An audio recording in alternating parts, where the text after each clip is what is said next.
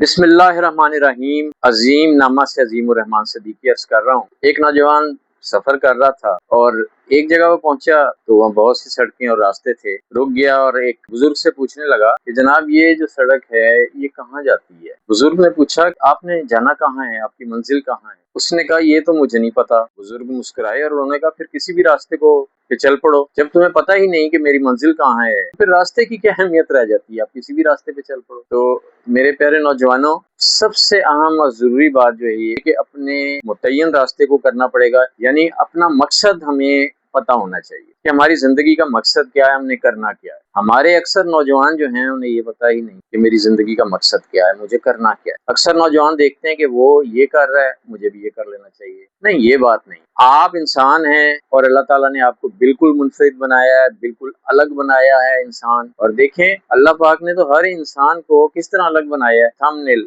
انگوٹھے کے جو نشانات ہیں وہ بالکل جدا جدا ہیں ہر ایک کے۔ اللہ نے ہر ایک کو الگ شخصیت دی ہے، الگ سوچ دی ہے، الگ ذہانت سے نوازا ہے۔ جب ہم الگ شخصیت ہیں، منفرد شخصیت ہے، تو ہمیں اپنے مقصد کا تعین کرنا چاہیے، ہمارا مقصد کیا ہے۔ جب آپ زندگی کا مقصد متعین کر لیتے ہیں پھر اس کے لیے جدوجہد کرتے ہیں تاکہ آپ اپنی منزل پہ پہنچ جاتے ہیں۔ دیکھیں آپ نے بچپن میں یا کبھی یہ دیکھا ہوگا یہ مہذب عدسہ جو ہوتا ہے، آپ اس کو لیں اور ایک کاغذ رکھیں اور وہ عدسہ جو ہے اس کو روشنی میں سورج کی لے کے جائیں اور اس کاغذ پہ وہ کٹھی ہو کے جب پڑیں گی مہذب عدسے کی وجہ سے، تو آپ دیکھیں گے کہ اس کاغذ میں آگ لگ، ورنہ آپ کاغذ کو رکھیں، روشنی شعائیں وہ ادھر ادھر چلی جائیں گی، کٹھی نہیں ہے تو کاغذ نہیں جلے گا۔ جہاں آپ نے اس کو اکٹھا کیا وہ آگ لگ گئی کاغذ۔ تو اسی طرح جب ہم تعین کر لیتے ہیں مقصد کا تو پھر ہماری ساری صلاحیتوں کا ارتکاز ہوتا ہے اور وہ ساری صلاحیتیں پھر جدوجہد کرتی ہیں مقصد کو حاصل کرنے کی، اور ہم کامیاب ہو جاتے ہیں۔ دنیا کے جتنے بڑے لوگ ہیں انہوں نے ایک راستہ